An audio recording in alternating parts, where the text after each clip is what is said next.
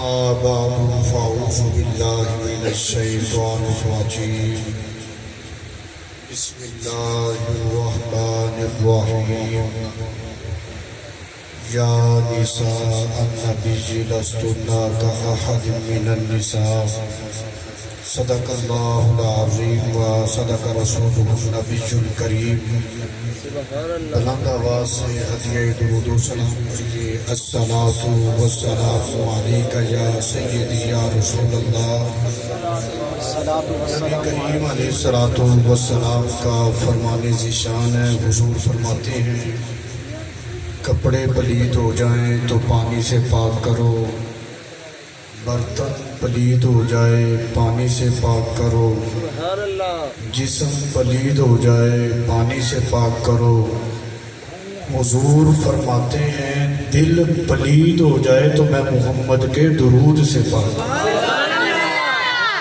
میرے آقا علیہ الصلوۃ والسلام نے ارشاد فرمایا قیامت دے دیہاڑے بندہ رب دی بارگاہ چ نماز روزہ حج زکوٰۃ واہ ساریاں نیکیاں پیش کرے، بلکہ روح زمین کو نیکیوں سے بھر دے، اگر ان نیکیوں میں درود والی نیکی نہ ہوئی اللہ تعالیٰ ساری نیکیاں اٹھا کے منہ پہ مارے گا، رب فرمائے گا جا پہلے درود والی نیکی لے کے آ۔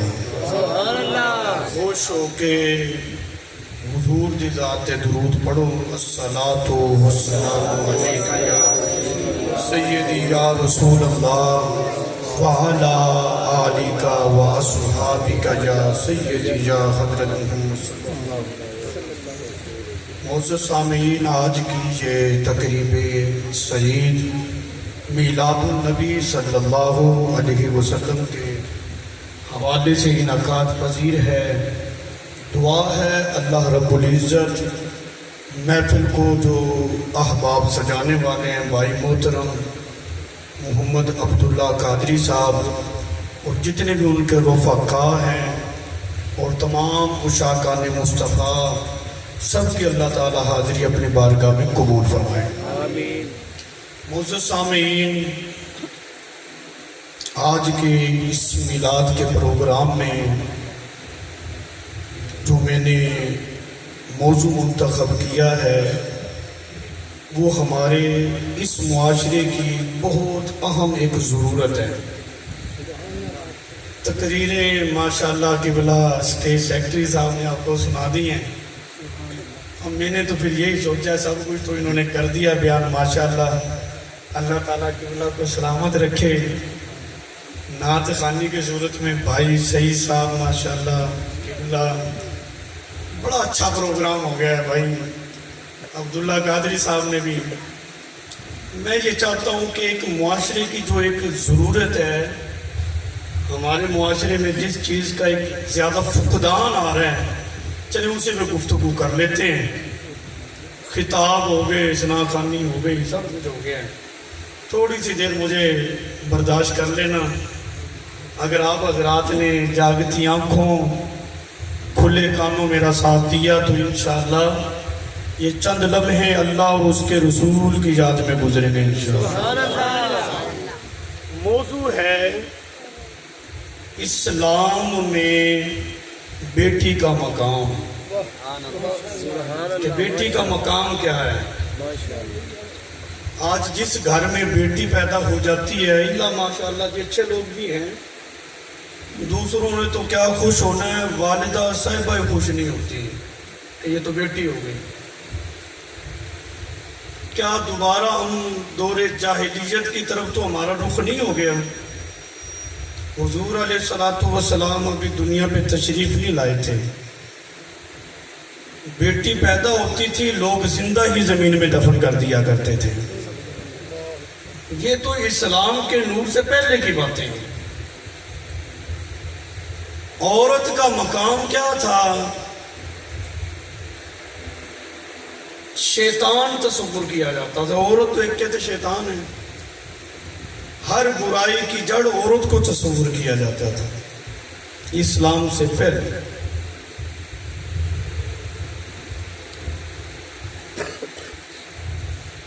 لیکن جو لوگ خود اپنے ہاتھوں سے بیٹیوں کو دفن کرتے تھے نا، جب میرے آقا نے اس دھرتی پہ اپنا قدم رکھا ہے، ان کو سمجھ آ گئی ہے کہ ہماری جنت کی ٹکٹ ہی ہماری بیٹی ہے۔ تو اسی پہ ہم نے گفتگو کرنی ہے، اور اس چیز کو ہم نے سمجھنا ہے کہ معاشرے میں ایک بیٹی کا کردار کیا ہے اور باپ کا کردار اپنی بیٹی کے ساتھ کیسا ہونا چاہیے۔ اللہ تعالیٰ نے، چونکہ وہ عالم الغیب ہے، ہر غیب کا جاننے والا ہے، اس نے کثرت کے ساتھ انبیاء کرام کو بیٹیوں سے نوازا ہے، یہاں تک کہ امام الانبیاء جن کے ماتھے پہ رب نے ختم نبوت کا تاج سجایا ہے نا، ان کی بھی اولاد کو جو باقی رکھا ہے تو وہ بیٹی ہیں۔ سبحان اللہ۔ پھر حضور علیہ الصلوۃ والسلام کی زندگی کو میرے اور آپ کے لیے اسوہ حسنہ قرار دیا گیا۔ کیوں؟ اس لیے تاکہ معاشرے کے اندر چونکہ بیٹی کی قدر و منزلت کم ہے، اللہ نے انبیاء کو بیٹیاں عطا کر دی تاکہ پتہ چل جائے بیٹی کا مقام بہت بلند ہے۔ سبحان اللہ۔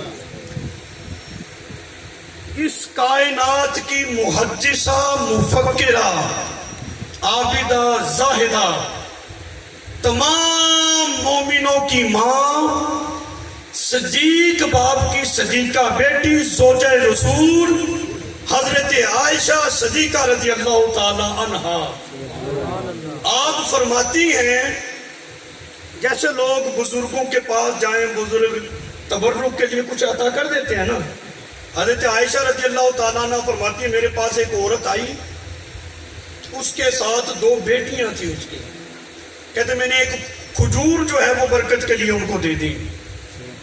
اس نے کیا کیا؟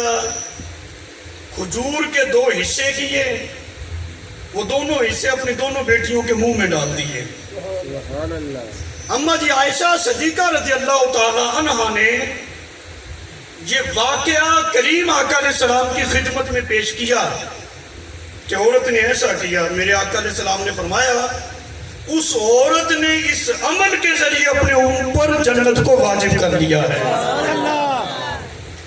بات بڑی قابل غور ہے، کھجور ہے وہ بھی آدھی، لیکن جب ماں نے بیٹی سے محبت کا اظہار کیا ہے، اس آدھی کھجور کے بدلے میں بھی رب نے جنت عطا کر دی ہے۔ تو ماں کو تو بیٹیوں پہ خوش ہونا چاہیے نا جی۔ جس گھر میں بیٹی آتی ہے نا، بیٹی نہیں آتی، رب کی طرف سے جنت کا ٹکٹ آ جاتا ہے۔ عمرے کا ٹکٹ مل جائے نا، مہینہ پورا نیند نہیں آتی، بندہ رات دن تیاریوں میں ہوتا ہے۔ مدینے کا ٹکٹ نکلے نیند نہیں آتی۔ جس گھر میں جنت کا ٹکٹ آ جائے تو ان کو بھی خوش ہونا چاہیے نا۔ دوسری حدیث میں بڑی غور و فکر کرتا رہا اس حدیث میں کہ اماں جی عائشہ صدیقہ رضی اللہ تعالی عنہا کے پاس وہی عورت پلٹ کر آئی یا کوئی اور عورت تھی؟ بہرحال جو بھی تھی، چونکہ نام میں تلاش نہیں کر پایا، ام المومنین حضرت عائشہ رضی اللہ عنہا کی بارگاہ میں ایک خاتون آئی، 2 بیٹیاں اس کے ساتھ تھیں۔ آپ فرماتی ہے کہ میں نے 3 کھجوریں جو ہیں اس خاتون کو دیں۔ اس نے کیا کیا؟ ایک کھجور اپنی پہلی بیٹی کے منہ میں، دوسری بیٹی کے منہ میں، تیسری خود کھانے لگی نا۔ اس بچی نے جب ماں کی طرف دیکھا نا، ماں سمجھ گئی کہ یہ کھجور یہ بھی وہ طلب کر رہی ہے، اس کے 2 حصے کر کے وہ بھی ان بچیوں کو دے دی۔ ام المومنین، تمام مومنوں کی ماں، زوجہ رسول، جن کے بارے میں قرآن فرماتا ہے یا نساء النبی لستن کاحد من النساء، سبحان اللہ۔ اے نبی کی گھر والیوں، تم عام عورتوں کی طرح نہیں ہو۔ سبحان اللہ۔ کیوں؟ اس لیے کہ تم میرے محبوب کے نکاح میں آ گئی ہو۔ کیونکہ محبوب کی شان تو یہ ہے، سرکار علیہ الصلوۃ والسلام کے مبارک جسم کے ساتھ اگر مٹی کی نسبت ہو جائے، جمہور علماء کا متفق علیہ فیصلہ ہے کہ جو مٹی میرے آقا علیہ الصلوۃ والسلام کے مزار مبارک کی سرکار کے اطہر طاہر مطہر جسم کے ساتھ مس ہو گئی ہے، وہ رب کے عرش سے بھی افضل ہے۔ یہ تو مٹی کی شان ہے، جس کی نسبت حضور سے ہو جائے اس کی اتنی شان۔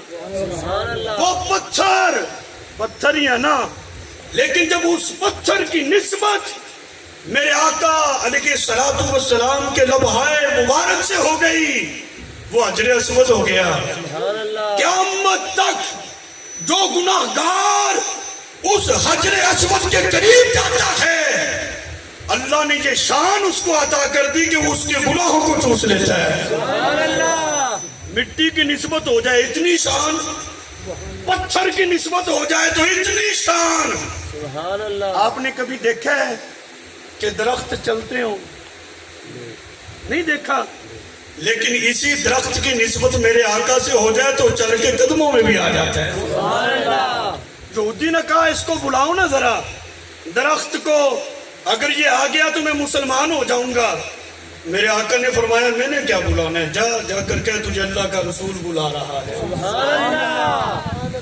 آج تو راویوں پہ بحث ہوتی ہے نا، بیان کرنے والا راوی کیسا ہے۔ وہ درخت کے پاس یہودی کا گیا، کہنے لگا او تجھے اللہ کا رسول بلا رہا ہے۔ درخت نے یہ نہیں سوچا کہ راوی کیسا ہے، اس نے تو بس یہی سوچا ہے کہ آیا ہے بلاوا مجھے دربار نبی سے۔ حضور کا بلاوا جب اس درخت کو پہنچتا ہے، نسبت میرے آقا کے کلام سے ہوتی ہے، اس کو رب پاؤں عطا کر دیتا ہے، زمین کے سینے کو چیر کر حضور کے قدموں میں آ جاتا ہے۔ نسبت مٹی کو ہوئی اللہ کے عرش سے افضل، پتھر کو ہوئی قیامت تک کے لیے اس پتھر کا یہ مقام ہے، گناہ گار کے سینے سے گناہوں کو چوس لیتا ہے۔ اگر درخت کو نسبت ہو جائے بغیر پاؤں کو چل لیتا ہے۔ اچھا کبھی آج تک آپ نے نعرہ تکبیر، اللہ اکبر، رسالت یا رسول اللہ، بولیے نعرہ رسالت یا رسول اللہ، حیدری یا علی، مائل سنت زندہ باد۔ ماشاءاللہ ساؤنڈ بہت اچھا ہے، بہت پیارا چل رہا ہے۔ اللہ تعالیٰ بھائی سعید کو سلامت رکھے، اس ساؤنڈ کو بھی سلامت رکھے۔ آپ تک آواز آ رہی ہے نا محبت سے؟ سبحان اللہ کو سبحان اللہ۔ بات یہ ہے، ہم تو سرکار کی زوجہ کی بات کر رہے ہیں نا، یہاں شانیں تو حضور کی تھوڑی سی بھی نسبت جس کو حاصل ہو جائے اتنی بلند شان مل جاتی ہے۔ میں بات کر رہا تھا، آج تک آپ نے دیکھا کہ پتھر ہو پانی پہ تیرتا ہو؟ نہیں دیکھا نا۔ نسبت میرے آقا سے ہو جائے تو وہ بھی پانی پہ تیرتا ہوا حضور کی بارگاہ میں آ جاتا ہے۔ کبھی دیکھا ہے کہ پتھر کلام کرتے ہوں؟ دیکھا ہے؟ قاری صاحب آپ نے کسی پتھر کو کلمہ پڑھایا ہے؟ بچوں کو ہی پڑھاتے ہو نا۔ لیکن نسبت اگر پتھروں کی، کنکروں کی میرے آقا علیہ الصلوۃ والسلام کے اشارے سے ہو جائے، رب ان پتھروں کو بھی زبان عطا کر دیتا ہے اور ان کی زبان پہ بھی کلمہ شہادت جاری ہو جاتا ہے۔ جس نبی کی نسبت کا کمال یہ ہے کہ جس بندے کو رسول اللہ کی صحبت حاصل ہو جائے، ایمان لائے، ایمان کی حالت سے دنیا سے چلا جائے، اگر اس کے نامہ اعمال میں نہ نماز ہو، نہ روزہ ہو، نہ حج ہو، نہ زکوٰۃ ہو، نہ صدقات و خیرات ہو، کچھ بھی نہیں، بس حضور سے نسبت ہوئی، کلمہ پڑھا، ایمان لایا، دنیا سے چلا گیا۔ اس صحابی کی شان میرے جذبات نہیں، علم الکلام کا یہ ضابطہ ہے۔ علم الکلام میں وہابی، دیوبندی، بریلوی، شیعہ نہیں ہوتا۔ علم الکلام کا مقصد یہ ہے، مطلب یہ ہے کہ یہ عقیدے کی بات ہے، یہ ہم نے نہیں لکھی، علم الکلام والوں نے لکھی ہے۔ کیا لکھا ہے؟ حضور کا وہ صحابی، میں حضرت ابو بکر کی بات نہیں، عمر کی نہیں، عثمان کی نہیں، مولا علی پاک رضی اللہ، ان کی بات نہیں کر رہا، میں تو اس صحابی کی بات کر رہا ہوں جس کو میرے آقا کی نسبت صحبت میسر ہوئی، کلمہ پڑھا، ایمان لایا، ایمان کی حالت میں دنیا سے چلا گیا۔ علم الکلام والے کہتے ساری کائنات کے غوث، کتب، ابدال، سارے نیک لوگ اکٹھے کرو، ان کی نیکیاں ایک پلڑے میں ڈالو، میرے آقا کا وہ صحابی جس کے نام اعمال میں نہ نماز، نہ حج، نہ زکوٰۃ، نہ روزہ، نہ صدقات و خیرات، بس صحبت ملی ہے، ایمان لایا، دنیا سے گیا، اس صحابی کے ایک سانس کی برابری بھی کائنات کے سارے نیک لوگ نہیں کر سکتے۔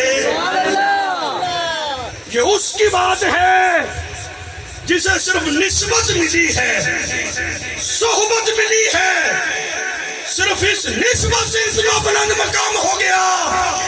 قربان جاؤں صدیق باپ کی صدیقہ بیٹی کی شان پر، جن کے متعلق کائنات کے سردار امام الانبیاء، جن کے ماتھے پہ رب نے ختم نبوت کا تاج رکھا ہے، وہ آقا جن کی خاطر رب نے ساری بزم کائنات کو سجایا ہے، وہ امام الانبیاء فرماتے ہیں، او میرے غلاموں، میرے جانے کے بعد اگر کسی مسئلے میں الجھن ہو جائے تم عائشہ کے پاس آ جانا، میں نے اسے محدثہ بنا دیا ہے۔ اگر میں دعویٰ کروں میرا یہ شاگرد بڑا کامل ہے، بڑا اکمل ہے، فارغ التحصیل ہے، جو مسئلہ پوچھو گے صحیح بتائے گا، تو اس کی ویلیو میرے شاگرد کی بڑھ جائے گی۔ کیا خیال ہے جس ام المومنین صدیق باپ کی صدیقہ بیٹی کے بارے میں محبوب خدا فرما دے میں نے محدثہ بنا دیا ہے، صرف زوجہ رسول نہیں، میرے آقا کی شاگردہ بھی ہے، شاگردہ بھی۔ فرمایا کسی مسئلے میں الجھن ہو جائے تم عائشہ کے پاس آنا، میں نے اس کو محدثہ بنا دیا ہے۔ وہ عائشہ فرماتی ہیں، وہ خاتون میرے پاس آئی، 3 کھجوریں دیں، 2 اپنی بیٹیوں کو دے دی، جب ایک کھانے لگی وہ بھی اپنی بیٹیوں کو دے دی۔ جب یہ بات کریم آقا کی خدمت میں عرض کی نا کہ اس خاتون نے ایسا کیا، اپنی بیٹیوں سے یوں محبت کی، میرے آقا نے فرمایا اس عورت نے اپنے اس عمل سے اپنے اوپر جنت کو واجب کر لیا ہے۔ بندے کو یہ نا قبلہ مار کتب بصری صاحب، یہ ہر بندے کے مقدر کی بات نہیں ہے کہ اللہ اسے بیٹی عطا کرے گا۔ بخت والے وہ لوگ ہوتے ہیں جنہیں رب بیٹی جیسی نعمت سے نوازتا ہے۔ یہ کوئی عام بات نہیں ہے، جن کے پاس نہیں ہے ان سے پوچھ کر دیکھو۔ اگلی حدیث پاک، میرے آقا علیہ الصلوۃ والسلام اپنے غلاموں کے جرمٹ میں تشریف فرما ہیں،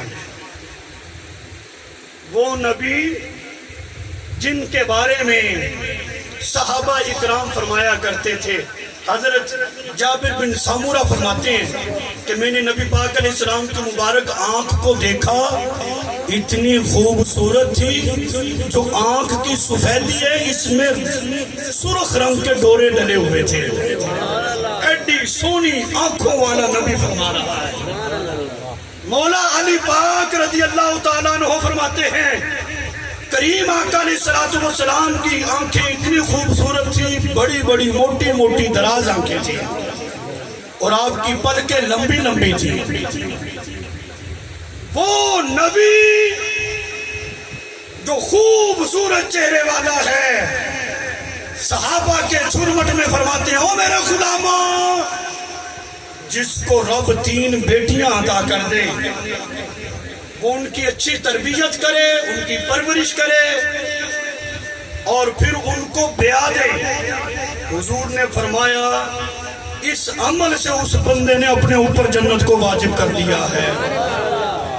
او بیٹیوں والو تمہیں مبارک ہو، بیٹیاں نہیں آئی، تمہارے گھر میں جنت کے ٹکٹ آ گئے ہیں۔ حضور کا ایک غلام کھڑا ہو گیا، ہاتھ باندھ کر عرض کی یا رسول اللہ صلی اللہ علیہ وسلم، اگر کسی کی 2 بیٹیاں ہو پھر؟ میرے آقا نے فرمایا وہ ان کی اچھی تربیت کریں اور جب وہ اس قابل ہو جائیں پھر ان کو وہ بیاہ دے۔ اس نے بھی اپنے اس عمل سے اپنے اوپر جنت کو واجب کر لیا ہے۔ مطلب یہ کہ وہ بندہ بھی جنتی ہے۔ یہاں تک ہے حدیث، آگے ہے صحابہ کا تبصرہ، یہ علیحدہ کر دوں۔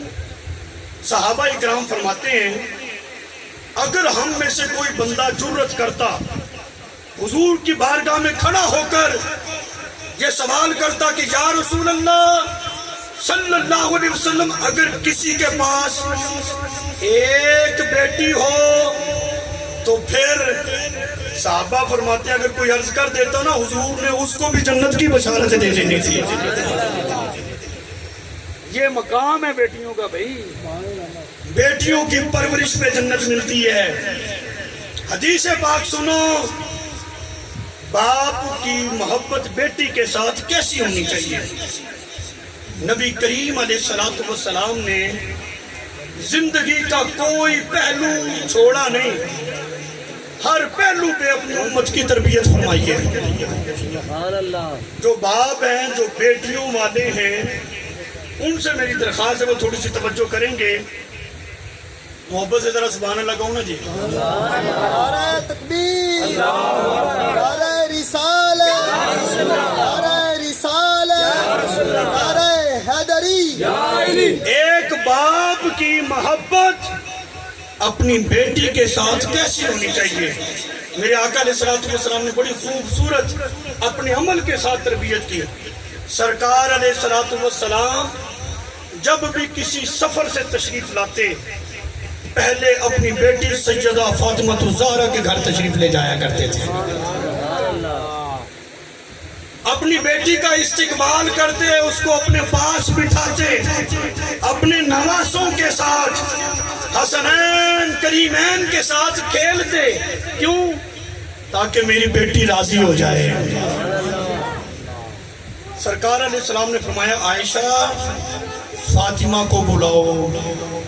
سیدہ فاطمہ الزہرا رضی اللہ تعالی عنہا حاضر ہوئی۔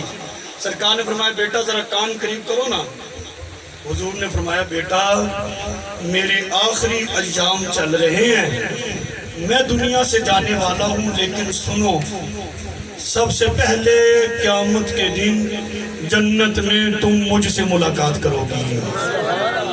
اتنا پیار اپنی بیٹی سے، اور کیسی تربیت کی اپنی امت کے باپوں کی کہ تم نے اپنی بیٹیوں سے اس طرح پیار کرنا ہے۔ اگلی بات سنو، میاں بیوی کے درمیان جھگڑا ہو جائے یہ کوئی معجوب بات نہیں، گھریلو معاملات ہوتے ہیں، آخر انہوں نے اپنی زندگی گزارنی ہوتی، کسی مسئلے میں تلخی ہو ہی جاتی ہے، یہ کوئی معجوب بات نہیں ہے، گھر میں جھگڑا ہو ہی جاتا ہے۔ لیکن جو بڑے ہوتے ہیں نا ان کی ذمہ داری یہ ہوتی ہے کہ مزید تلی نہ لگائیں بلکہ مسئلے کو سلجھائیں۔ اس مسئلے میں کریم آقا علیہ السلام نے اپنی امت کی کیا تربیت فرمائی ہے؟ حضور علیہ السلام کی سنت کو سیکھو، سرکار کی حدیثوں کو پڑھو۔ ہمارے معاملات میں حضور نے ہماری تربیت کی ہے۔ اگر بیٹی کا اپنے شوہر کے ساتھ جھگڑا ہو جائے، والدین کی ذمہ داری کیا ہے؟ میرے آقا نے خود تربیت کی۔ سیدہ فاطمہ الزہرا عابدہ زاہدہ امام الانبیاء کی صاحبزادی، مولا علی پاک سے تلخ کلامی ہو گئی، جھگڑا ہو گیا، مولا علی پاک گھر سے چلے گئے۔ جانا کہاں تھا؟ مسجد میں تشریف لے گئے۔ سبحان اللہ۔ میرے آقا علیہ السلام اپنی صاحبزادی کے گھر تشریف لائے۔ بیٹا علی کہاں ہے؟ عرض کی مسئلہ کچھ طلب کلامی ہو گئی، وہ بس باہر تشریف لے گئے ہیں۔ میرے آقا علیہ الصلوۃ والسلام کے جو غلام تھے نا، حضور کے ایک اشارے پہ گردنیں پیش کر دیا کرتے تھے۔ کیا وہ جا کے حضرت علی کو بلا کر نہیں لا سکتے تھے؟ کسی کو نہیں بھیجا۔ دیکھو سرکار نے اپنی بیٹی کے شوہر کو عزت کتنی دی ہے، سبحان اللہ کسی کو نہیں بھیجا، خود تشریف لے گئے۔ مسجد میں گئے، مسجد کا صحن کچا تھا، سبحان اللہ صحن کچا تھا لیکن مسجد نور والی تھی۔ مسجد نبوی شریف کی دیواریں کچی تھی لیکن سرکار کے وہ دعا کے مکھڑے سے وہ بھی چمکا کرتی تھی، نور ہی اتنا تھا۔ سبحان اللہ مسجد میں گئے، مولا علی پاک زمین میں لیٹے ہوئے، عاجزی انکساری تواضع اتنی ہے کہ وہ علی جن کو نعت کے قرآن کہا گیا ہے، جن کے بارے میں آتا ہے گھوڑے کی ایک لگام میں پاؤں ڈالتے قرآن کی تلاوت شروع کرتے، دوسرا پاؤں دوسری رکاب میں جاتا نہیں تھا، ختم قرآن پہلے ہی ہو جاتا تھا۔ میں نے ایک جگہ یہ بات ذکر کی، کہنے لگے حضرت آپ نے ذکر تو کر دیا، بھلا 30 پارے اتنی جلدی پڑھے جا سکتے ہیں؟ جتنا مرضی سپیڈ سے حافظ پڑھنے والا ہو، کوئی 15-14 منٹ ایک پارے پہ لگ ہی جاتے ہیں۔ سبحان اللہ گھوڑے پہ سوار ہوتے ہوئے بھلا کتنا کا ٹائم لگتا ہے؟ پورے 30 پارے اتنی جلدی مولا علی پاک نے کیسے پڑھ لیے؟ سبحان اللہ میں نے کہا سمجھ میں نہیں آ رہا، کہتا نہیں، میں نے کہا کرامت کہتے ہی اسے ہیں جو بندے کی عقل میں نہ آئے۔ اور جناب یہ مولا علی پاک کی کرامت ہے، کرامت کی تعریف مورخین نے یہی لکھی ہے، کرامت وہ ہوتی ہے جو بندے کی عقل میں نہ آئے۔ عقل میں نہیں آ رہی تبھی تو کرامت ہے نا، عقل میں آ جائے تو پھر کیسی کرامت؟ زمین پہ لیٹے ہوئے اتنی بلند شان، میرے آقا نے پتہ کیا فرمایا؟ یا ابا تراب، اے مٹی کے باپ۔ مولا علی پاک کو یہ جملہ اتنا پسند آیا، جب بھی ان کو ابو تراب کہا جاتا تھا بڑے خوش ہوا کرتے تھے۔ جب بڑے لوگ بزرگ پیار سے کسی کو کچھ کہہ دے نا، پھر اس کا معنی نہیں دیکھا جاتا بلکہ نسبت دیکھی جاتی ہے، کہا کس نے؟ فرمایا اٹھو نا، چلو میرے ساتھ گھر چلو۔ مولا علی پاک جلدی سے کھڑے ہوئے، ہاتھ باندھ کے کریم آقا علیہ الصلوۃ والسلام کے ساتھ گھر تشریف لے آئے۔ اب سنو میرے آقا نے تربیت کیسی کی۔ جو والدین یوں کرتے ہیں نا بیٹی کے گھر جا کے، تیرے بندے نے تینوں کی آکھیا دس مینوں، جب یوں سنتے ہیں نا وہ مسئلہ سلجھا کے نہیں مزید الجھا کے آ جاتے ہیں۔ میاں بیوی میں نفرتیں نہیں ہوتی جب تک والدین ان کے گھر میں نہ جائیں، جب چلے جائیں ان کی نفرتیں بھی زید بڑھ جاتی ہیں۔ کیا کردار ادا کیا ہے؟ اگر کچھ کرنا چاہتے ہو تو وہ کرو جو میرے آقا علیہ السلام کی سنت سے ثابت ہے۔ مولا علی پاک کو گھر لے کر آئے، سرکار علیہ الصلوۃ والسلام دائیں درمیان میں لیٹ گئے، دائیں طرف اپنی بیٹی کو بٹھایا، دوسری طرف مولا علی پاک کو بٹھایا، ان کے ہاتھ پکڑ کے اپنے اوپر رکھے، فرمایا بچوں کہو ہماری صلح ہو گئی۔ سبحان اللہ نہیں سنا اپنی بیٹی سے؟ مجھے بتاؤ کائنات کی کوئی بیٹی سیدہ فاطمہ الزہرا سے زیادہ مقام رکھتی ہے؟ کیا نبی کریم علیہ السلام سے بڑھ کر کوئی باپ شفیق ہو سکتا ہے؟ جب کائنات کی کوئی بیٹی ایسی نہیں، کوئی باپ ایسا نہیں، امام الانبیاء ہیں حضور۔ فیصلہ کیا کیا؟ بچوں کو ہو ہماری صلح ہو گئی۔ تو بزرگوں کو یہ کرنا چاہیے، یہ نہیں کہنا چاہیے تینوں کی آکھیا، یہ نہیں کرنا چاہیے۔ تو یہ سرکار نے تربیت فرمائی۔ اگلی بات سنو، بڑی خوبصورت حدیث پاک، چونکہ ٹائم کافی ہو گیا ہے، جی چاہتا ہے کافی ساری حدیثیں ذکر کر دوں تھوڑے سے وقت میں، محبت سے ذرا سبحان اللہ کہو نا جی۔ ماشاءاللہ حدیث پاک ہے میرے آقا علیہ الصلوۃ والسلام نے فرمایا جس کی 2 بیٹیاں ہوں، باپ کوئی نہیں، باپ بھائی پہ ذمہ داری پڑ گئی تو پھر اس کی 2 بہنیں ہوں،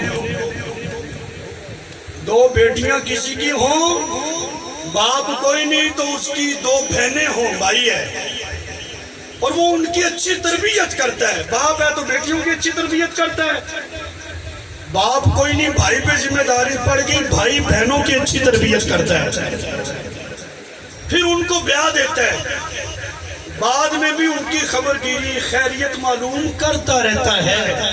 میرے آقا علیہ الصلوۃ والسلام نے اس خوش نصیب باپ اور اس خوش نصیب بھائی کے بارے میں فرمایا، سنو، جو بھائی اپنی بہنوں کی اچھی تربیت کرتا ہے، ان کو بیاہ دیتا ہے اور ان کی خیریت معلوم کرتا رہتا ہے، میرے آقا علیہ الصلوۃ والسلام نے فرمایا قیامت کے دن وہ بھائی، اس بہن کا بھائی، وہ بندہ میرے ساتھ اس طرح ہوگا جیسے ہاتھ کی یہ 2 انگلیاں ہیں۔ یہ اس قیامت کے میدان کی بات کر رہا ہوں جہاں نفسی نفسی ہوگی، ہر ایک کو اپنی اپنی پڑی ہوگی، امت اکٹھی ہو کر باری باری انبیاء کے پاس جائے گی، وہ کہے کہ کسی اور کے پاس جاؤ، کسی اور کے پاس جاؤ۔ اس وقت کی بات کر رہا ہوں، وہ خوش نصیب باپ اور وہ خوش نصیب بھائی جس نے اپنی بہنوں کی اچھی تربیت کر کے بیاہ دیا اور ان کے ساتھ حسن سلوک کرتا رہا۔ حضور نے فرمایا قیامت کے دن اس طرح میرے ساتھ ہوگا جیسے ہاتھ کی 2 انگلیاں۔ حضور نے پتہ کیا فرمایا ہے؟ سرکار فرماتے ہیں کہ میرا مقام، محبت سے سبحان اللہ جی، یار باپے بلے شاہ دے شیر تے سبحان اللہ بندی ہے تے سرکار دی حدیث سے ڈبل سبحان اللہ۔ یہ کیا بات ہوئی؟ شیر پہ سبحان اللہ، حدیث بیان کرو تو سو جاؤ، محبت سے زور لگا کے سبحان اللہ کہو جی، سینے کا زور لگا کے سبحان اللہ۔ حدیث پاک ہے میرے آقا علیہ الصلوۃ والسلام نے فرمایا، سبحان اللہ کو خوش ہو کے بیٹھو، خوش ہو کے۔ بیٹی کا مقام کیا ہے، اس کی عظمت کیا ہے، ہمیں پتہ ہے کون ہے، میں رونا شروع کر دیندے ہو۔ جتنی زیادہ بیٹیاں اتنے زیادہ جنت کا ٹکٹ۔ محفل ہونا میلاد کی، ایک عمرے کا ٹکٹ رکھ دیا جائے، سارا گاؤں اکٹھا ہو جاتا ہے خوشی میں۔ ہو سکتا ہے میرے مقدر ہی جان عمرے کی ٹکٹ پہ مقدر جاگتا ہے، بیٹی کے گھر میں پیدا ہونے سے ڈبل مقدر جاگتا ہے بندے کا، وہ جنت ملتی ہے۔ حدیث پاک میرے آقا علیہ الصلوۃ والسلام نے فرمایا جس گھر میں بیٹی پیدا ہوتی ہے اللہ فرشتے کو بھیجتا ہے، چل اس گھر میں جا کے سارے گھر والوں سے کہو کہ تم پر سلامتی ہو۔ چک کا وڈیرا کسی کو کہہ دینا السلام علیکم، بندے کا 2.5 انچ سینہ باہر نکل آتا ہے۔ چودھری صاحب نے سلام آکھیا ہے، نمبردار صاحب نے سلام کہا ہے، کونسلر صاحب نے سلام کہا ہے، ایم پی اے صاحب نے، ایم این اے صاحب نے سلام آکھیا ہے۔ 1.5 انچ چھاتی دور باہر نکل گئی، رات نیند نہیں آتی، اور تینوں کی ہویا ہے؟ کہندا یار مینوں سلام آیا، ایم پی ایم این اے کا سلام آئے تو اتنا خوش ہوتا ہے، تو جو دنیا دار ہیں تجھ پہ تو رب کی سلامتی آ رہی ہے، تو بیٹی کے پیدا ہونے پہ تجھے بھی خوش ہونا چاہیے۔ جس گھر میں بیٹی پیدا ہو رب کا فرشتہ آ کر کہتا ہے او گھر والوں تم پر سلامتی ہو، پھر وہ اپنے نورانی پر کھلارتا ہے، گھر والوں کو ڈھانپ لیتا ہے، بچی کے سر سے اپنے پر کو پھیر کے، ہاتھ کو پھیر کے فرشتہ کہتا ہو گھر والوں یہ ناتواں کمزور جان ہے، جو بھی اس کی پرورش کرے گا قیامت تک اللہ کی مدد اس کے شامل حال رہے گی۔ نمبردار کی سپورٹ مدد مل جائے، بندہ کسی کے ہاتھ نہیں آتا، اگر رابطہ ایم پی ایم این اے تک ہو جائے وہ کہنا مینوں تو فکر پاتا ہی کوئی نہیں، سارے غم دور ہو گئے، میں تو ایک اس نیا کلامہ کم ہو جاندے میں کہتا ہوں جس کو سپورٹ اور مدد ایم پی اے کی مل جائے اس کو رات نیند نہیں آتی. میں کہتا ہوں بچیوں جس گھر میں بیٹی پیدا ہو جائے میرے آقا نے فرمایا جو اس کی پرورش کرتا ہے قیامت تک کے لیے رب کی مدد اس کے شامل حال رہتی ہے. اچھا اللہ کی مدد صرف دنیا میں نہیں, بولو سبحان اللہ جی, لفظ ہے قیامت تک اللہ کی مدد اس بندے کے شامل حال رہتی ہے. سبحان اللہ, سبحان اللہ, ہمیں دسنا پہنے اچھے سبحان اللہ بندی ہے. بابا بلے شاہ دے شیر تے سبحان اللہ, سرکار دے فرمان دے سبحان اللہ. بزرگانو بھی سلام, لیکن جن کی نسبت سے یہ بزرگ بنے ان کے فرمان میں بھی سبحان اللہ ہونے چاہیے. قیامت تک کے لیے اللہ کی مدد اس کے شامل حال رہتی ہے, یعنی دنیا میں بھی مدد حاصل ہے. قبر میں جس کا مددگار اللہ ہو, قبر میں بچھو ہوں گے اس کا پیچھے ہٹا ہمارا مددگار اللہ ہے. بچھو ان کی قبروں میں ہوں گے جو بچھوؤں والے ہیں. میدان محشر جو نفسی نفسی کا عالم ہوگا, لیکن مبارکباد کے مستحق ہیں جو بیٹیوں کے ساتھ حسن سلوک کرتے ہیں. رب کی مدد اس کے شامل حال ہوگی. اگلی حدیث سنو محبت سے کہو سبحان اللہ. میرے آقا علیہ الصلوۃ والسلام کا فرمان, حضور نے فرمایا او لوگو بیٹیوں کو برا نہ کہا کرو. بیٹیوں کو برا نہ کہا. ہمارے ایک دوست ہیں وہ وراثت کا کوئی مسئلہ لے کر آئے, انہیں میرے پتر نے میں کہ یار تیریاں دیاں کوئی نہیں. کہنا نہیں وہ دیاں ہے گیا لیکن انہوں کا سال میں پہلے کر دیتا سے, وہ ساریاں بیاہیاں ہوئی ہیں. کہ یہ کیا مطلب ہے یار؟ کہنا انہوں نے بیاہ کیتا تے سامان دیتا سی نا جی, انہوں دا حصہ تے ہو گیا. میں کہا بڑا سیانا ہے, بیٹی کی شادی پہ سامان دے کے کہتا ہے حصہ ہو گیا, جو بیٹے کو 10 مرتبہ تو نے کاروبار ڈال کے دیا اس کا حصہ نہیں ہوا. جو باپ بیٹیوں کا حق کھا جاتے ہیں نا جی, جنت تو کیا جنت کی خوشبو بھی سن نہیں پائیں گے.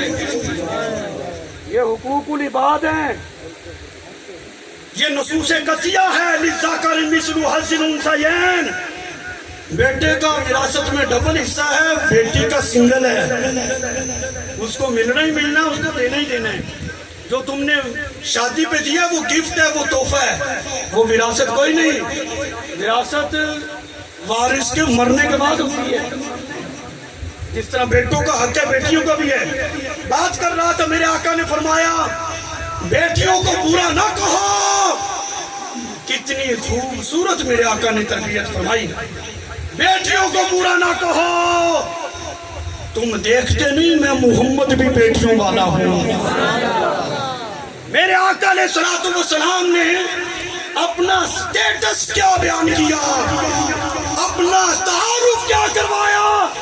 بیٹیوں کو برا نہ کہو. جس نبی کا تم کلمہ پڑھتے ہو نا وہ محمد بھی بیٹیوں والا ہے. پھر کیا فرمایا میرے آقا نے, حضور علیہ الصلوۃ والسلام نے فرمایا اور بیٹیوں کو برا نہ کہا کرو, یہ تو بڑی مہربان ہوتی ہیں, یہ تو بہت محبت کرنے والی ہوتی ہیں. یہ حقیقت ہے. والدین پہ بیٹوں کی بھی نسبت, بیٹے بھی چنگے نے بھائی. بیٹے جو بیٹھے ہیں وہ ناراض نہ ہو جائیں, موضوع چونکہ بیٹیاں ہیں نا. میں تو جب بھی سنا ماں کی شان,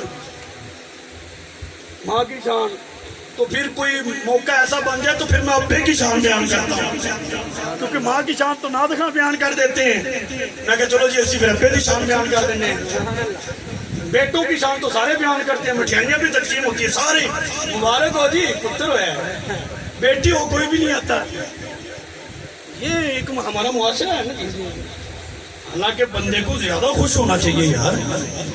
فرمایا بیٹیوں کو برا نہ کہو, یہ تو بہت مہربان ہوتی ہیں, محبت کرنے والی ہوتی ہیں. میرے آقا نے فرمایا غم گسار ہوتی ہیں. اللہ کیا شان. میرے آقا علیہ الصلوۃ والسلام نے فرمایا جس بندے پہ بیٹیوں کی پرورش کا بھار پڑ جائے بوجھ پڑ جائے وہ ان کے ساتھ حسن سلوک کے ساتھ پیش آئے۔ حضور کا فرمان سنو، فرمایا یہی بیٹیاں قیامت کے دن جہنم سے روک بن جائیں گی۔ یہ بیٹیاں باپ جتنا بھی گناہگار ہے، یہ بیٹیاں باپ کو جہنم میں نہیں داخل ہونے دیں گی۔ یہ حضور کا وعدہ ہے، یہ میرے آقا کا فرمان ہے۔ علاقے کا ایم پی اے کوئی دعویٰ کرے، وزیر اعظم کوئی دعویٰ کرے، وہ جھوٹ ہو ممکن ہے کیونکہ ایسا ہوتا ہے، لیکن جو کلمات میرے آقا علیہ الصلوۃ والسلام کی زبان رسالت سے جاری ہو جائے، پھر آسمان زمین پہ آئے ممکن ہے، زمین پھٹ جائے ممکن ہے، لیکن جو کلمات زبان رسالت پہ جاری ہو جائیں وہ پورے نہ ہوں، یہ ہو ہی نہیں سکتا۔ اگر چاہتے ہو رسول اللہ صلی اللہ علیہ وسلم کا قرب ملے، بیٹیوں سے محبت کرو۔ چاہتے ہو جنت ملے، بیٹیوں سے پیار کرو۔ ہمارے معاشرے میں ایک سنت بڑی یاد ہے لوگوں کو، کھانے کے ساتھ میٹھا سنت ہے۔ اور جناب کھانے کے ساتھ میٹھا سنت ہے سنت، بیٹیوں سے پیار کرنا یہ بھی میرے آقا کی سنت ہے۔ کھانا والی سنت بڑی یاد ہے، بیٹیوں سے پیار کرو، یہ میرے آقا کا فرمان ہے۔ کون اگر محبت سے سبحان اللہ۔ میرے آقا علیہ الصلوۃ والسلام کا غلام صحابی کہنے لگا یا رسول اللہ صلی اللہ علیہ وسلم، عرض کی زمانے جاہلیت کے دو واقعے جب ان کو یاد کرتا ہوں کیفیت مختلف ہو جاتی ہے۔ ایک تو وہ ہے کہ جب وہ واقعہ یاد آتا ہے تو میں بہت ہنستا ہوں، میری ہنسی رکتی نہیں، اور ایک ایسا واقعہ ہے جب وہ یاد آ جائے پھر میری آنکھوں میں سے آنسو نہیں رکتے، میں روتا ہی رہتا ہوں۔ سرکار علیہ الصلوۃ والسلام نے فرمایا او میرے غلام بتا نا وہ کیا واقعہ ہے۔ اسلام لانے سے پہلے کی بات۔ اس نے کہا جی میں نے پتھر کا ایک معبود باطل بنایا، بت جس کی عبادت کرتے تھے نا، کہتے میں نے پتھر کا ایک معبود باطل بنایا، میں اس کی پوجا پاٹ کرتا تھا، اس کی عبادت کرتا تھا۔ کہتے میں نے کہیں سفر پہ جانا تھا، ارادہ بنا ساتھ لے چلوں، رستے میں بھی اس کی پوجا پاٹ کرتا رہوں گا، لیکن وہ پتھر کا تھا، وزنی بڑا تھا، اٹھایا نہیں گیا۔ کہتے میں نے کہا چلو یہ گھر کا ہو گیا، سفر کا ایک اور بنا لینا۔ یہ بارڈر آپ کراس کرتے ہیں نا جی، بارڈر لائن ہے، پاکستان کی بات نہیں، یہ بارڈر ٹپ کے ذرا انڈیا کو جاؤ، پتہ نہیں چلتا خدا زیادہ ہے کہ ان کے پجاری زیادہ ہیں۔ ہر گھر میں 10-15 ہوتے ہیں، ہر کمرے میں علیحدہ علیحدہ جی۔ اس نے کہا چلو سفر کا علیحدہ بنا لیتے ہیں، تو کوئی ہلکا سا بناتے ہیں۔ اس نے آٹا گوندھ کے، توجہ ہے، آٹا گوندھ کے نا، آٹا گوندھ کے اس کا معبود باطل بنایا۔ آٹا جو کہ ہلکا ہوتا ہے اس کو ساتھ لے لیا، راستے میں اس کی پوجا پاٹ کرتا رہا۔ راستے میں کھانا ختم ہو گیا، کوئی کھوکے نہیں تھے، کوئی ریسٹورنٹ اس وقت اس دور میں تھے نہیں، ہوٹل کوئی نہیں تھے، شاید خان برادری کوئی نہیں تھی اس وقت۔ اگر کوئی بیٹھا محسوس نہ کرے، میں نے تو ہمیں سمجھانے کے لیے بات کی ہے، کوئی ہوٹل، کوئی چاہ کا کھوکا کچھ بھی نہیں تھا۔ بھوک نے تنگ کیا نا، اس نے کہا او خدا تو کب میرے کام آئے گا، بھوک میں کام نہ آیا تو اسی کو دوبارہ گوندھ کے کھا گیا۔ کہتا ہے کہ جب یہ واقعہ مجھے یاد آتا ہے میں بڑا ہنستا ہوں، ہم کیسے تھے، اپنے خدا کو ہی کھا گئے، معبود باطل کو کھا گئے۔ سرکار بھی مسکرائے، حضور کا ہنسنا صرف مسکراہٹ تھی، کہکا ہوا کھانے کے ساتھ میٹھا سنت ہے نا، مسکرانا بھی میرے آقا کی سنت ہے۔ کہکا جو ہوتا ہے آواز لگا کے ہنسنا، یہ شیطان کی طرف سے ہے۔ بس مسکرایا کرو اور کہا کرو حضور مسکرایا کرتے تھے، مسکرانا حضور کی سنت ہے۔ میں نے بات بیان کیا، وہ مسکرائے ہونا سنت ادا ہو گئی۔ کہکے سے بچنا ہے، یہ حضور کا میلاد ہے، کوئی اسٹیٹ ڈرامہ نہیں۔ بندہ جھکتا ہی ماری جائے، بندے ہاتھ کے پوچھے ہوتے جائے، او یار مولوی نے کمال کر دی، مولوی تھا مداری تھا کوئی، یہ منبر رسول ہے، میلاد ہے، اس کے ادب کے تقاضے قرآن اور سنت کو بیان کیا جائے بس، اور ایک ادب کے انداز سے بیان کیا جائے. کہتے میں اسی کو پکا کے کھا گیا. حضور مسکرائے. میں اچھا چلو دوسرا واقعہ بتاؤ وہ کیا تھا. عرض کی حضور میں کہیں سفر میں گیا کچھ مدت کے لیے، میری بیوی حاملہ تھی. القصہ مختصر جب واپس آیا، گھر کے صحن میں ایک ننھی سی بچی دوڑ رہی تھی، کھیل رہی تھی. جیسے مجھے دیکھا میرے پاس دوڑتی ہوئی آئی. ماں نے بتایا نا تمہارے ابا آ گئے. دوڑتی ہوئی آئی توتلی سی زبان سے، جب وہ مجھے ابا کہا نا جا اب آتی، اے میرے ابا جان. کہتے اس کی آواز نے میرے کانوں کے اندر ایک مخصوص قسم کا رس گھولا. اس کی محبت میرے دل میں اتر گئی. میں نے قتل کرنے کا ارادہ ترک کر دیا. عرب لوگ بچیوں کو قتل کر دیتے تھے. کہتے میں نے کہا میں نے نہیں قتل کرنا. بچی آہستہ آہستہ بڑی ہوتی گئی. جب بلوغت کے قریب پہنچی، وہ کہنے لگا کہ عرب معاشرہ ہے، عرب کے سرداروں کا خوف. پھر وہ معاشرہ ماں اپنی بیوی سے کہنے لگا اس کو تیار کر، بہانہ یہ ذکر کر کہ تجھے رشتہ داروں کے پاس لے کے جانا ہے، میں اس کو دفن کر کے آتا ہوں زندہ کو. وہ ماں بچی کی بالوں میں اس کے سر میں کنگھی کر رہی ہے، اس کو کپڑے پہنا رہی، رو رہی ہے. بیٹی پوچھتی اماں روتی کیوں؟ اس نے سوچا بتا دیا نا یہ ظالم ہے، یہ اس کو بھی قتل کرے گا ساتھ مجھے بھی کر دے گا. القصہ مختصر جو اس کی زوجہ نے وہ بیٹی اپنے شوہر کے حوالے کی تو یہ کہا یہ رب کی امانت ہے، خیال کرنا، اس کو ضائع نہ کر دینا. اب وہ غلام حضور کی بارگاہ میں عرض کرتا ہے یہ ایک حدیث نہیں، مختلف حدیثوں کو مفہوماً ذکر کروں گا، مختلف روایات ہیں. کہتے کہ جب ہم جا رہے تو میری بیٹی نے سوال کیا ابا جان آپ نے تو کہا تھا ہمیں رشتہ داروں کے ہاں جانا ہے، یہ رشتہ تو ہمارے رشتہ داروں کی طرف نہیں جا رہا، کہاں لے کر جا رہے ہیں؟ کہتے راستے میں میں نے اپنی بیٹی کو اٹھایا گود میں. کچھ دیر کے بعد میری بیٹی کہنے لگی ابا جی مجھے نیچے اتارو. میں نے کہا کوئی نہیں بیٹا ٹھیک ہے. کہ نہیں نیچے اتار دو، آپ تھک گئے ہوں گے نا جی. اتنا احساس. خود پیدل چلنے لگی. کہتے کہ جب ہم ایک مقام پر پہنچے اور میں نے گڑھا کھودنا شروع کیا نا، وہ اپنے پلو سے اپنے کپڑوں سے دوڑ کر آتی میرے پسینے کو صاف کرتی. ابا جی اتنی مشقت کیوں کر رہے ہو، مجھے دھونا، میں گڑھا کھود دیتی ہوں. کہتی وہ اتنی اس کی ادائیں میرے دل پہ کچھ بھی اثر نہیں ہوتا. گڑھا کھودنے کے بعد جب میں اس کو بیچ میں ڈالنے لگا اس نے انگلی پکڑ لی. ابا جان مجھے کیوں بیچ میں ڈالنا چاہتے ہو، مجھے قتل کرنا چاہتے ہیں؟ کیوں؟ مجھے قتل نہ کرو.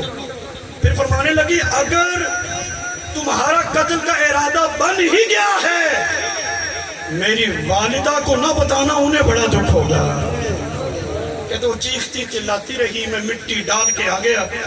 یا رسول اللہ صلی اللہ علیہ وسلم جب یہ واقعہ یاد آتا ہے میری آنکھوں میں سے آنسو نہیں رکتے. جب حضور نے سنا حضور کی کیفیت بدل گئی.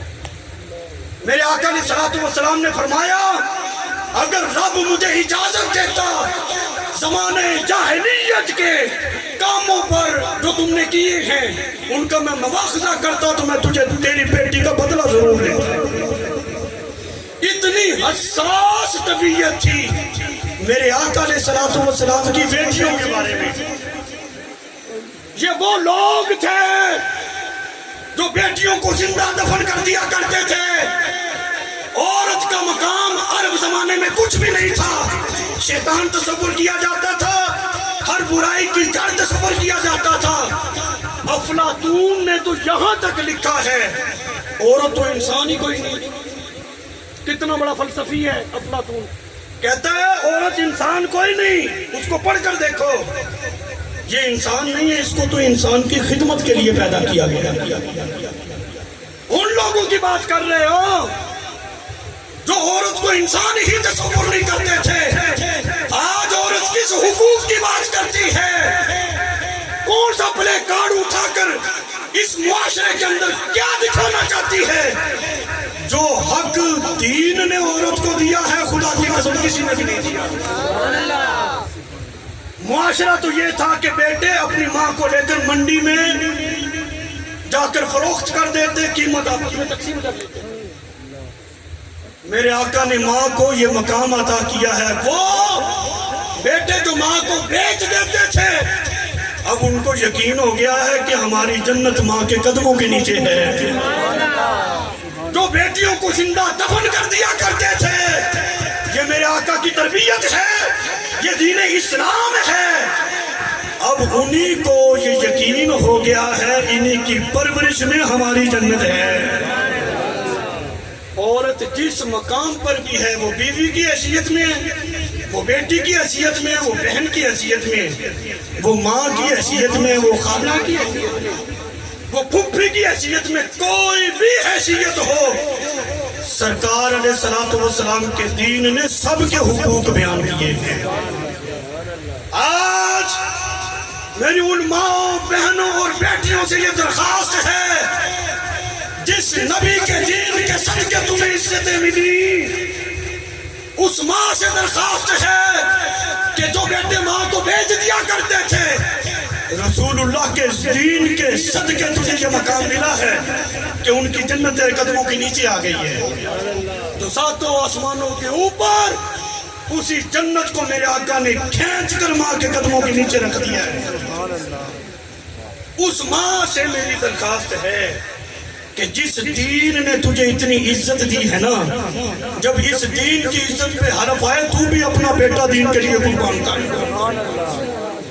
اپنے بچوں کو چھپا کر نہ رکھو، حالات کی نزاکت کو دیکھو، حالات کو سمجھو، اور مائیں یہ ارادہ کریں جس دین نے ہمیں اتنی عزتیں دی ہیں اس دین کے لیے میں بھی اپنا بچہ وقف کر رہی ہوں، یہ بھی قرآن کا قاری بنے گا، رسول اللہ کی حدیث کا عالم بنے گا، اور آگے اس دین کی تبلیغ کرے گا۔ وہ مائیں یہ جرت کریں، کیوں؟ حق بنتا ہے۔ وہ بیٹیاں، ان سے بھی میری گزارش ہے، تمہاری کوئی قدر نہیں تھی، باپ معیوب سمجھتا تھا، شرم محسوس کرتا تھا، لوگ مجھے کہیں بیٹی کا باپ ہے۔ آج بیٹی کا باپ ہونے پہ باپ کا سر فخر سے بلند ہے۔ کیوں؟ بیٹی کو حقوق میرے آقا کے دین نے عطا کیے۔ جس دین نے، جس نبی نے اس امت کی بیٹیوں کو اتنی عزت، اتنا مقام عطا کیا، ان بیٹیوں سے میری درخواست ہے تم بھی رسول اللہ کے دین کے لیے اپنے آپ کو وقف کرو، رسول اللہ کا دین پڑھو، قرآن پڑھو، قرآن کی تفاسیر پڑھو، رسول اللہ کا فرمان پڑھو۔ یہی تک نہیں، پڑھ کر یہ جذبہ رکھو، اس دین کو ہم آگے پہنچائیں گے۔ اس خدمت کے لیے ہمارا جامعہ باٹ 5N میں موجود ہے، جن کی سرپرستی یہ ہمارے بزرگ فرما رہے ہیں۔ اللہ تعالیٰ ان بزرگوں کی عمروں میں برکتیں عطا فرمائے۔ کوئی داخلہ فیس نہیں، کوئی ماہانہ فنڈ نہیں، کچھ بھی نہیں، فقط اللہ اور اس کے رسول کی رضا کے لیے قرآن و سنت کو پڑھایا جاتا ہے۔ ایک مکمل سیٹ اپ ہے، ایم اے عربی، ایم اے اسلام نجات تک کی مکمل تعلیم فری دی جاتی ہے فی سبیل اللہ۔ اپنی بچیوں کو وہاں پر بھیجو۔ یہ میری تمام مسلم ماں بہنوں بیٹیوں سے گزارش ہے کہ تم بھی دین میں کچھ حصہ ڈالو۔ میرے آقا نے صلاۃ و سلام کی ختم نبوت پہ حرف آئے، مائیں اپنے بچوں کو سنبھال کے نہ رکھیں، کہیں بچوں جاؤ، رسول اللہ کی عزت کا مسئلہ ہے، تم بھی اپنی جوانیاں حضور کی عزت کے لیے پیش کرو۔ پھر مزہ آئے گا نا کہ واقعی یہ وہ ماں ہے جس نے رسول اللہ کا کلمہ پڑھا، اور جنہوں نے رسول اللہ صلی اللہ علیہ وسلم کی نعتیں پڑھ پڑھ کر بچوں کو لوریاں دے دے کے دودھ پلایا ہے نا، پھر وہی نیک اولادیں ہوتی ہیں جو دین کی سرحدوں پہ پیدا۔ آخری بات، ایک میسج اور ایک پیغام ہے، بس اس کے بعد میں اجازت چاہوں گا۔ میسج اور پیغام آج کے اس پروگرام کے حوالے سے، میلاد النبی صلی اللہ علیہ وسلم، میلاد کا مقصد کیا تھا؟ میلاد کا مقصد یہ تھا جن کو حقوق نہیں مل رہے اس انسانیت کو پورا حق ملے۔ اور سرکار کی بعثت سے انسان تو کیا جانوروں کو بھی حقوق مل گئے. جانوروں پہ ظلم ہوتا تھا وہ بھی حضور کی بارگاہ میں آ جاتے تھے. اگر ماؤں بہنوں سے درخواست ہے ظلم ہو رہا ہے تو دین کی دہلیز پہ آؤ نا, دین کی چوکھٹ پہ آؤ, حضور کے دین کے پاس آؤ. جو دین کے غدار ہیں ان کا دروازہ مت بتاؤ, وہ تمہیں حق نہیں دیں گے, وہ تمہیں اپنی حوث کا نشانہ بنائیں گے. پردہ اپنے اوپر لازم کر لو. میرے آقا علیہ الصلوۃ والسلام نے, اللہ نے قرآن میں فرمایا, یہ ایک میسج اور پیغام ہے, اس کے بعد خطاب بند. اے نبی اپنی گھر والیوں سے کہو, گھر والوں سے کہو کہ پردہ کرو. سیدہ فاطمہ الزہرا سے بڑھ کر کوئی پاک دامن عورت ہے کیا؟ رسول اللہ صلی اللہ علیہ وسلم کو اپنی ازواج پر اعتماد نہیں تھا, بیٹیوں پہ اعتماد نہیں تھا؟ رب نے کہا کہو ان کو پردہ کرو. امام الانبیاء ہو کر پھر بیٹی سیدہ فاطمہ الزہرا جیسی ہو, ازواج ام المومنین حضرت عائشہ جیسی ہوں, حضرت حفصہ جیسی ہوں, حضرت میمونہ جیسی ہوں, جو گھروں میں بھی بیٹھتی تھی دیواروں کی طرف رخ کر کے بیٹھتی تھی, اچانک بھی کسی کی نظر ہم پہ نہ پڑ جائے. ان سے کہو پردہ لازم کرو. میں اور تو کیا ہے, انہیں جی پردہ دیندہ ہونا چاہیے, کوئی مسئلہ نہیں. مجھے اپنی بیٹی پہ بڑا اعتماد ہے, یہ ظلم کر رہے ہو. تمہیں اعتماد ہے تو رسول اللہ کو اپنی امت کی بیٹیوں پہ اعتماد کوئی نہیں تھا. حضور نے فرمایا پردہ کرو, تیرا میرے قیاس کی کوئی نسبت نہیں. اپنے گھر کا ماحول اسلامی بناؤ, گھر میں اسلام آ جائے گا تو انشاءاللہ وقت دور نہیں, محلے میں بھی آئے گا. محلے میں آ گیا تو پورے چک میں بھی آئے گا, چک میں آ گیا تو پوری تحصیل میں بھی آئے گا, تحصیل میں آ گیا تو انشاءاللہ اس دھرتی پہ نظام مصطفیٰ آ کے رہے گا. شروعات کرو. باپ مسجد میں جائے گا تو بیٹا بھی جائے گا. ابا سوچتا رہتا ہے یار ساڈی عمرہ ٹپ گئی ہے تو نماز پڑھنے تو مسجد جایا کرن, خود جاتا نہیں تو یہ کیوں جائے. خود کوشش کریں اپنے کردار سے اپنی اولاد کی تربیت کریں, تو پھر وہ وقت دور نہیں ہے کہ اسلام کا نور گھر گھر میں ہوگا اور گھر گھر سے رب کے قرآن کی تلاوت کی آوازیں آئیں گی. اپنے بچوں کو بھی قرآن پڑھاؤ. سائبال میں جامعہ صدیقیہ رضویہ ادارہ ہمارا حاضر ہے, اپنے بچوں کو ہمارے سپرد کرو. ایک ایک دن کی ایک ایک لمحے کی ذمہ داری اٹھانے کے لیے تیار ہیں. انشاءاللہ تعالیٰ بچہ ہمیں دو, چند ہی دنوں کے بعد رزلٹ نہ سامنے آ جائے تو بات کریں. اللہ اور اس کے رسول کی رضا کے لیے تربیت کرتے ہیں. بچیاں ہیں تو گارڈ 5N میں بچیوں کے ادارے میں ان کو داخل کرواؤ. اللہ تعالیٰ میرا اور آپ سب کا ہمیں